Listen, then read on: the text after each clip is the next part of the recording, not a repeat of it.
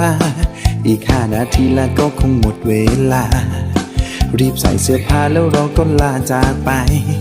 เธอจะคบซ้อนอ้อนวอนเธอได้ไหมไม่ต้องมีใครมารู้เรื่องของเราฉันจะเจียมตัวยอมกินน้ำตาเขา